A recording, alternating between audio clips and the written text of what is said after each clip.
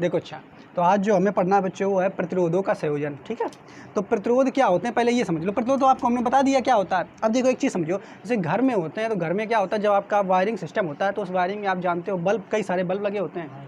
एक बल्ब इस कमरे में, एक स्टडी रूम में, एक किचन में, कहीं कहीं तो बहुत सारे बल्ब लगे होते हैं। नहीं, ये बल्ब वास्तव में एक तरीके से प्रतिरोध जो होता है, क्या होता है ये प्रतिरोध। आपके पंखे लगे होते हैं बहुत सारे, ये भी प्रतिरोध की तरह ही कार्य कर रहा है। बात समझ पा रहे हो कि नहीं।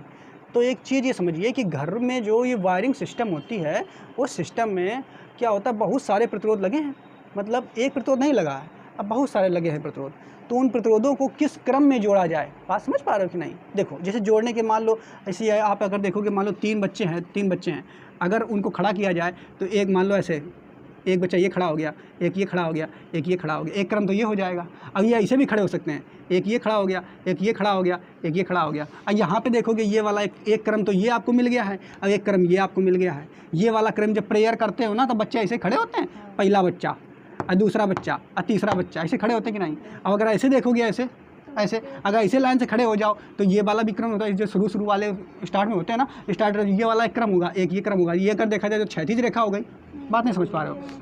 ऐसे लाइन लगी होती है, पहली लाइन मान लो कक्षा 9 का बच्चा पहला खड़ा हुआ है, तो ये कक्षा 9 का बच्चा, तो पीछे से सब 9 के हैं, और इधर 10 के हैं, और इधर 11 के हैं। बात समझ पा रहे हो कि नहीं। ये 9 की लाइन है, इसके बाद ये 10 वाले बच्चों की लाइन है, इसके बाद ये 11 वाले बच्चों की लाइन है, ये 12 वाले बच्चों की लाइन है। तो अगर ये देखोगे एक ये क्रम मिलेगा कि नहीं, अब एक ये क्रम मिलेगा कि नहीं, बताओ।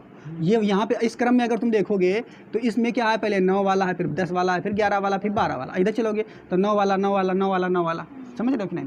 तो यहाँ पे आप देखोगे बच्चों, क्या देखोगे कि जो किसी भी चीज़ को हम दो क्रमों से हम क्या कर सकते हैं, उसको स्थापित कर सकते हैं, दो क्रमों से रख सकते हैं। ठीक है, तो एक क्रम ये वाला, एक क्रम ये वाला। ये वाला क्रम अगर देखा जाए तो ये कैसा है बच्चों, इस क्रम को अगर देखा जाए तो इस क्रम में बच्चे जो हैं एक के बाद ऐसे खड़े हुए हैं, और इसको हम कहेंगे श्रेणी क्रम।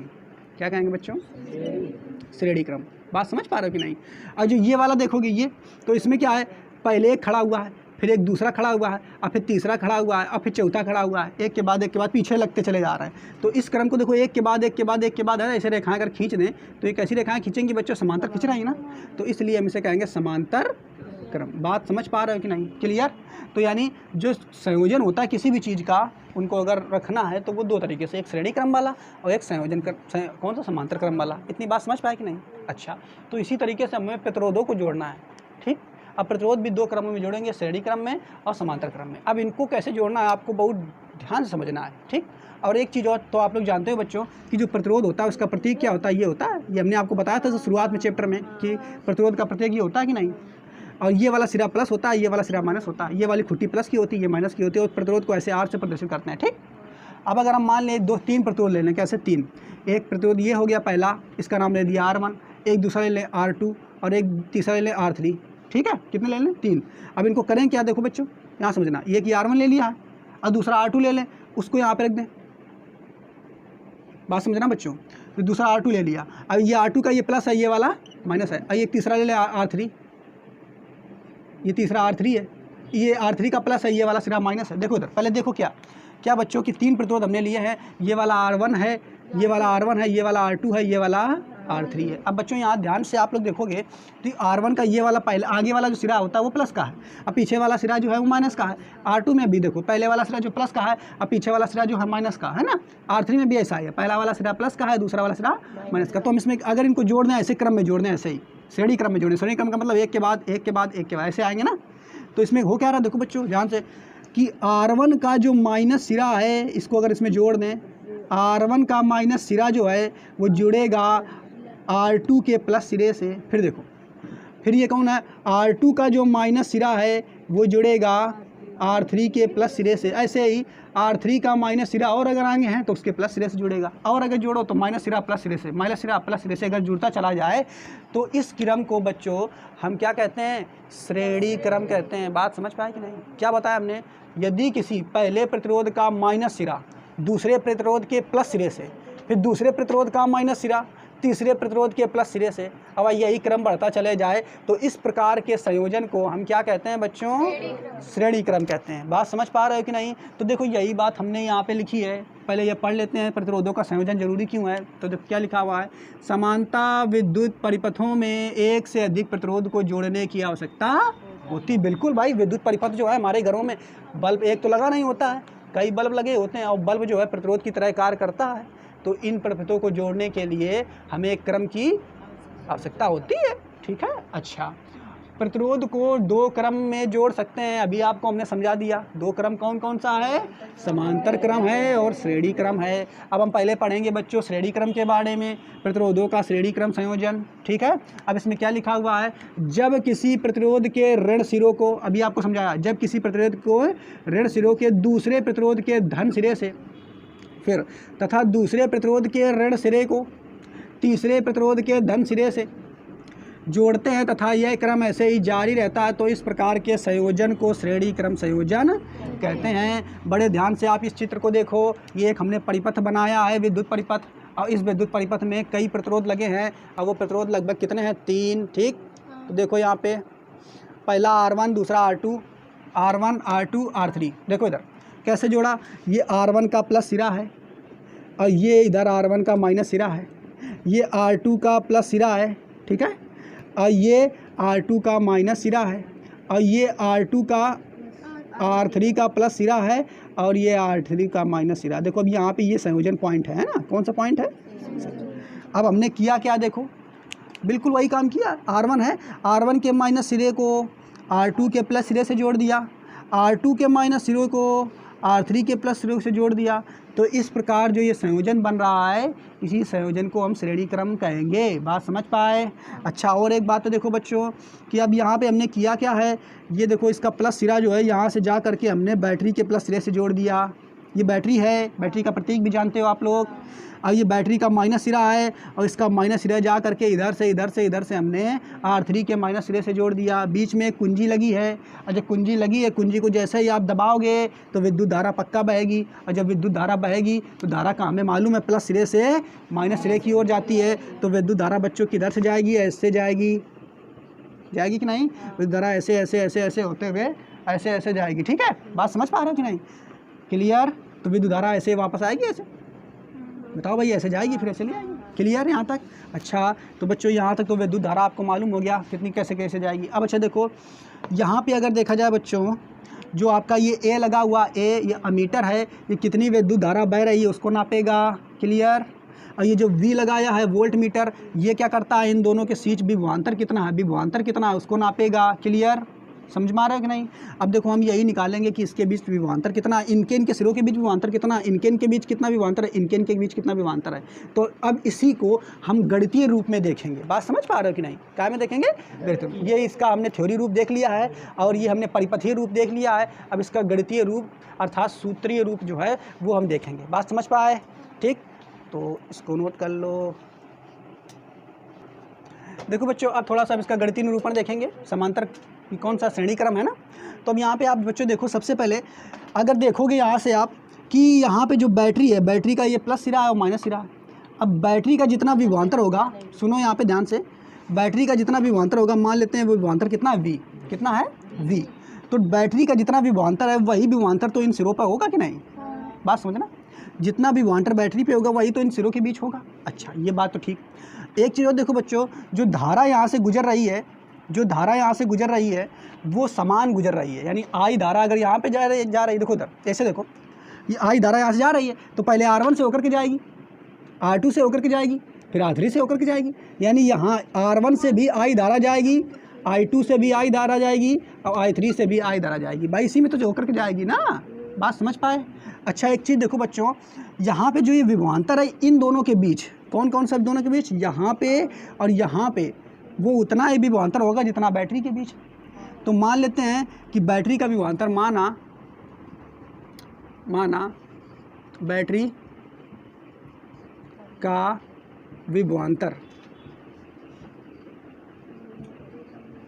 बराबर कितना है, वी। कितना है बच्चों? वी। अच्छा, एक चीज़ देखो, जो बैटरी का विभवांतर है वो यहाँ से यहाँ तक तो वी है, लेकिन यहाँ पे देखो कि पहला प्रतिरोध है और ये दूसरा प्रतिरोध है और ये तीसरा प्रतिरोध है। बात समझना। तो ये जो विभवांतर है इसमें अलग हो जाएगा, इसमें अलग हो जाएगा, इसमें अलग हो जाएगा। कितना हो जाएगा? तो मान लिया जो पहला विभवांतर, पहले प्रतिरोध पर विभवांतर हुआ है वो कितना है? V1। कितना मान लिया हमने? V1। दूसरे प्रतिरोध पर विभवांतर जो है उसको मान लिया V2 और तीसरे प्रतिरोध पर विभवांतर जो है उसको मान लिया हमने V3। इतनी बात समझ पाए कि नहीं? क्या मान लिया? टोटल विभवांतर यहाँ पे कितना है? V1 सॉरी V है, और यहाँ इसके बीच विभवांतर कितना मान लिया? V1। इसके बीच सिरों के बीच विभवांतर कितना मान लिया? V2। इसके सिरों के बीच विभवांतर कितना मान लिया? V3। तो इसको हम ऐसे लिख सकते हैं बच्चों कि टोटल विभवांतर आपका V है, अब वो किसके बराबर होगा? तो V1 + V2 + V3 के बराबर होगा कि नहीं? तो ये हम लिख सकते हैं V बराबर V1 + V2 + V3। बताओ इतना बात समझ पाए कि नहीं? पहले ये बताओ क्या बताया बच्चों कि टोटल विभवांतर जो था वो V था, अब वो बट गया किन किन रूप में? तो टोटल विभवांतर V था, पहले में बटा, पहले वाले को दिया होगा V1, दूसरे वाले को दिया है V2 और तीसरे वाले को दिया है V3। बात समझ रहे हो? तो तीनों को हम जोड़ देंगे तो तुम्हारा V के बराबर आ जाएगा। तो ये V बराबर V1 + V2 + V3 हो गया। अब एक चीज़ देखो बच्चों, हमने सूत्र पढ़ा था ओम के नियम से, ओम के नियम से हमने पढ़ा था V बराबर क्या पढ़ा था? सूत्र आप लोगों को याद होगा बच्चों। देखो यहाँ से हम लिखेंगे V बराबर क्या होता है बच्चों? I × R। V बराबर क्या होता है? IR। तो यहाँ पे देखो V बराबर जो है उसकी जगह हम IR लिख सकते हैं कि नहीं? देखो ये देखो यहाँ से धारा कितनी निकल रही है? I। और टोटल इसका हम मान लें, टोटल ये जो तीनों, ये इसको और इसको और इसको मिला करके हम टोटल प्रतिरोध जो मान लें वो प्रतिरोध कितना मान लिया हमने? R मान लिया। क्या मान लिया? R। बात समझ पा रहे हो कि नहीं? टोटल प्रतिरोध हमने R मान लिया, तो V बराबर IR लिख सकते हैं। अच्छा, इसके बाद देखो ये V1 जो है V1 बराबर अगर निकालेंगे, V1 बराबर अगर निकालेंगे तो इसमें V1 बराबर निकालेंगे तो ये इसके बीच का विभवांतर आ रहा है ना, इस सिरों के बीच, तो V1 बराबर निकालेंगे तो ये कितना आएगा बच्चा? धारा इससे कितनी जा रही है? I तो जा रही है, I1 थोड़ा जा रही है, I जा रही है, I1 नहीं जा रही है। कितनी जा रही है? देखो I तो जा रहा है सब में, तो यहाँ धारा कितनी जा रही है? I। और इसके सिरों के बीच का प्रतिरोध कितना है? R1। तो ये I × R1 हो जाएगा कि नहीं? हो जाएगा। अच्छा, V2 का मान जब निकालेंगे बच्चों तो वो क्या आएगा? तो V2 देखो यहाँ पे देखो I धारा तो इससे I जा रही है, तो ये हमने इसका रख दिया मान I, और इसके बीच प्रतिरोध कितना है? तो R2 लिख दिया, R2 आ गया। V3 का मान निकालेंगे तो V3 बराबर बच्चों जब निकल के आएगा तो धारा I जा रहा है इससे भी, तो इसलिए I धर दिया। और इसके बाद ये R3 प्रतिरोध कितना है यहाँ पे? R3। तो यहाँ पे हो गया R3। अब देखो हमें V का मान मिल गया है IR, V का मान हमें IR मिल गया है, V1 का मान मिल गया है IR1, V2 का मान IR2, V3 का मान IR3। इसको समीकरण अगर एक मान लें तो ये सारे मान उठा करके हम इस समीकरण में अगर रख दें एक में तो क्या आएगा? देखो आप लोग इसको रख देंगे, इसको यहाँ पे ऐसे लाइन खींच दो, इसको अगर रखेंगे बच्चों तो V की जगह हमने ये रख दिया IR, रख दिया ना, क्लियर? तो रख देंगे, ये हो जाएगा I × R प्लस बराबर V1 की जगह हमने मान निकाला IR1, तो ये हो जाएगा I × R1 प्लस V2 का मान हमने निकाला IR2, तो ये हो जाएगा IR2 प्लस V3 का मान जो है IR3 लिख दिया, IR3 लिख दिया। कुछ कॉमन इससे आएगा, देखो बच्चों क्या कॉमन आएगा? I कॉमन आ जाएगा, तो ये बचेगा R1 R2 और प्लस R3, और ये हो जाएगा I × R। I से I कट जाएगा तो यहाँ पे R बराबर जो बच्चों आएगा वो R1 आएगा प्लस R2 आएगा प्लस R3 आएगा। और ये R जो है ये क्या है बेटा? तो ये तुम्हारा सूत्र निकल के आया है, और ये सूत्र क्या कह रहा है? ये सूत्र ये कह रहा है कि अगर हम प्रतिरोधों को, सुनो ध्यान से, अगर हम प्रतिरोधों को श्रेणी क्रम में जोड़ें तो उन प्रतिरोधों का कुल प्रतिरोध जो होगा, अगर हम प्रतिरोधों को काय में जोड़ें बच्चों?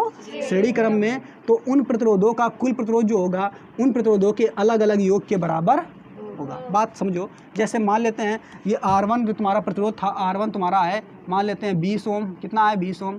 R2 जो है बच्चों वो है 30 ओम, और R3 जो है वो 40 ओम। अब हम आपसे कह दें इनको अगर हम श्रेणी क्रम में जोड़ दें तो ये बताओ परिणामी प्रतिरोध क्या बच्चों? परिणामी मतलब कुल प्रतिरोध कितना होगा? तो इनको डायरेक्टली आपको जोड़ देना है।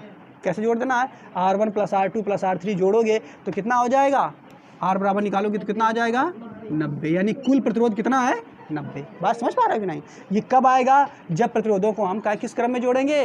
श्रेणी क्रम में जोड़ेंगे। बिल्कुल आपको समझ में आ गया होगा, ठीक, क्लियर?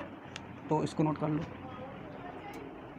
देखो अच्छा, तो अब हमें पढ़ना समांतर क्रम, कल हमने श्रेणी क्रम पढ़ा था, है ना, और श्रेणी क्रम के बारे में हमने जान लिया था कि जो उसमें प्रतिरोध जो होते हैं श्रेणी क्रम में वो कैसे जुड़े होते हैं, एक के बाद एक के बाद एक के बाद जुड़े होते हैं, है ना, ऐसे ही तो जुड़े होते हैं। और उसमें जो प्रतिरोधों का मान निकल के आया था, टोटल प्रतिरोध का मान वो कितना था बच्चों, आप लोगों को याद होगा, R बराबर R1 plus R2 plus R3। यानी जब प्रतिरोध श्रेणी क्रम में जुड़े होते हैं तो कुल प्रतिरोध का मान या परिणामी प्रतिरोध का मान जो होता है उन प्रतिरोधों के अलग अलग योग के बराबर होता है। ये बात बताई थी कल।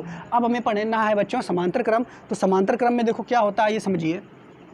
मान लेते हैं ये हमारा पहला प्रतिरोध है, देखो ये हमारा पहला प्रतिरोध है R1, ये पहला प्रतिरोध है। इसके बाद इसी के साथ ये दूसरा प्रतिरोध है R2, ये R2 है, और इसी के साथ ये तीसरा प्रतिरोध है। ये 3 प्रतिरोध हमने बच्चों ले लिए हैं, ठीक है। अब ये पहला प्रतिरोध जो है इसका ये वाला देखो सिरा जो होगा ये वाला, और इसका ये सिरा होगा, ऐसे मान लेते हैं इस तरीके से। अब इसका देखो ये वाला सिरा होगा और इसका ये वाला सिरा होगा, इसका ये वाला, इसका ये वाला, ये पहला सिरा, ये पहला, ये पहला, ये पहला, ये पहला, ये पहला। पहले सिरा जो होते हैं ये हमेशा पॉजिटिव होते हैं, आपको हमने बताया था बच्चों, और दूसरे सिरे जो होते हैं निगेटिव होते हैं। अगर हम क्या करें देखो बच्चों, वहाँ पे हम जब श्रेणी क्रम में प्रतिरोध को ले रहे थे, देखो अच्छा, तो हमने यहाँ पे बताया ये वाला प्लस प्लस सिरा, ये वाला माइनस माइनस सिरा है, ठीक। अब क्या करेंगे हम इनको, हम देख क्या रहे हैं बच्चों, हमें मालूम है ये समांतर रेखाएं ऐसी होती हैं ना, समांतर रेखाएं क्या होती हैं, ऐसी रेखाएं जो एक दूसरे से समान दूरी पर हों। कितनी दूरी पे हों, ये समांतर रेखा होती हैं। तो ये बिल्कुल समांतर रेखाओं की तरफ ही तो आ गया है। अच्छा, अब देखो बच्चों फिर क्या करेंगे, इनको हम एक पॉइंट से जोड़ देंगे। मान लेंगे ये एक पॉइंट है ये वाला, और इस तरफ ये एक पॉइंट है। क्या करेंगे, ये पहला प्रतिरोध है और इसका मान नाम है R1, ये वाला दूसरा प्रतिरोध है इसका नाम है R2, और ये वाला R3 है। इनको क्या करेंगे, देखो 2 या 2 से अधिक प्रतिरोध हैं, इनके पहले सिरे को एक बिंदु से, पहले सिरे को एक बिंदु से, यानी इस बिंदु से हमने जोड़ दिया, देखो ऐसे, इसको ऐसे, इसको ऐसे, दूसरे सिरे को एक बिंदु से ऐसे ऐसे ऐसे। बात समझना, क्या कहा बच्चों, बहुत से प्रतिरोध या कई प्रतिरोध ले सकते हो। अगर उन प्रतिरोधों के पहले सिरे को एक बिंदु से और दूसरे सिरे को एक बिंदु से जोड़ें तो इस प्रकार का जो संयोजन होता है, इस संयोजन को हम क्या कहते हैं, समांतर क्रम संयोजन। अब यहाँ पे आप देखोगे बच्चों, जो ये पहला बिंदु हमने लिया इसका नाम हम लेते हैं ए, क्या नाम लिख देते हैं ए, और दूसरा नाम इसका लेते हैं बी। इनको क्या करेंगे देखो बच्चों ध्यान से, जो ए और बी हमने ये लिया है, इनको अगर हम क्या करें, यहाँ से एक बैटरी से जोड़ दें इस तरीके से, ये बैटरी है हमारी, इस तरीके से हम ये परिपथ पूरा हमारा बन गया, और यहाँ पे ये बैटरी हो गई, क्लियर। अब बैटरी का ये वाला प्लस सिरा है, ये वाला माइनस सिरा है। अब मान लिया बैटरी का जो विभव है वो कितना है, V। अगर बैटरी का विभव V है तो इन दोनों सिरों के बीच विभव कितना, विभवांतर कितना हो जाएगा, वो भी V होगा। अच्छा, एक चीज़ देखो बच्चों, मान लेते हैं यहाँ पे हमने कुंजी ये लगा दी है, और ये कुंजी कैसी है, चालू स्थिति वाली, ये बंद है, मतलब धारा अब इसमें बहेगी, धारा इसमें बहेगी। और धारा जो बहेगी बच्चों किधर से किधर को जाएगी, देखो इधर, तो देखो यहाँ से धारा जो है हमारी आई धारा जो है वो बह करके जा रही है, कितनी धारा, आई। अब देखो जो ये आई धारा है बच्चों, ये वास्तव में जब यहाँ से जाएगी ए बिंदु पर, तो देखोगे क्या कि आई धारा यहाँ पे आएगी और देखेगी अरे यहाँ तो 3 रास्ता, किधर किधर को जाए हम, भाई कंफ्यूज हो जाएगी वो, देखेगी अरे यहाँ पे अलग रास्ता है, यहाँ अलग रास्ता है, इधर इधर अलग रास्ता है, ठीक। तो अभी सोचिए किधर को जाए, इधर को जाए, किधर को जाए, किधर को जाए। तो जब ये सोचेगी तो अब ये आई धारा क्या करेगी, देखिए कि 3 लोग हैं, यानी 3 रास्ता हैं, थोड़ा थोड़ा चले जाते हैं। बात समझ पा रहे हैं। जैसे आपके घर में मान लो कोई रिश्तेदार आए, ठीक। अब आप अगर केवल घर में सबसे बड़े अकेले छोटे से बच्चे हो तो सारा पैसा तुम्हें को दे देंगे वो रिश्तेदार, मान लो 50 रुपये देना तो 50 रुपये तुम्हें को दे देंगे। लेकिन अगर तुम 3 भाई हो, बात समझ पा रहे हो कि नहीं, तो वही 50 रुपये को बांट करके देंगे ना, समझ पा रहे हो कि नहीं, या ऐसे समझ सकते हो। तुम अगर अकेले हो तो 30 रुपये तुमको दे दिया, क्लियर। लेकिन अगर वही तुम 3 भाई हो तो देखेंगे 3 लोग हैं, हमें देना 30 में तो 10-10 देंगे, है ना।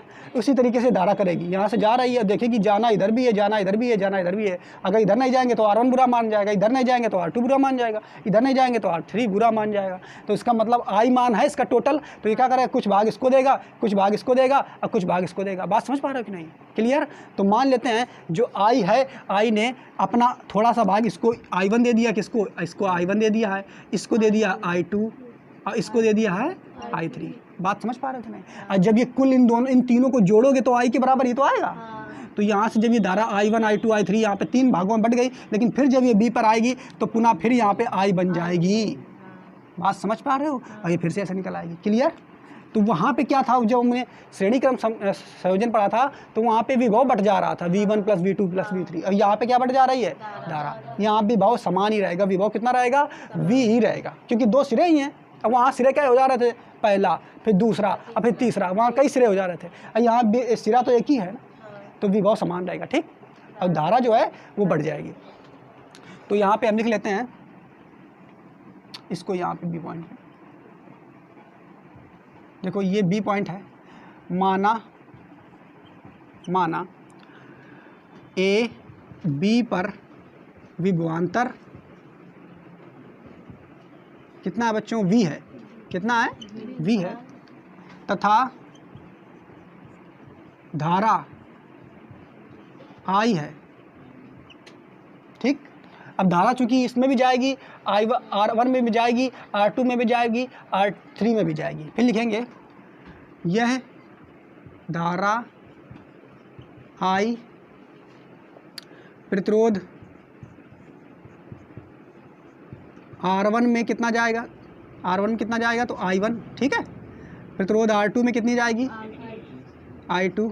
अब प्रतिरोध R3 में कितनी जाएगी? ठीक है, जाती है। अब देखो यहाँ पे जो I1 I2 I3 है, इन तीनों को जोड़ेंगे तो I के बराबर आएगा कि नहीं? यानी हम लिख सकते हैं I बराबर I1 + I2 + I3।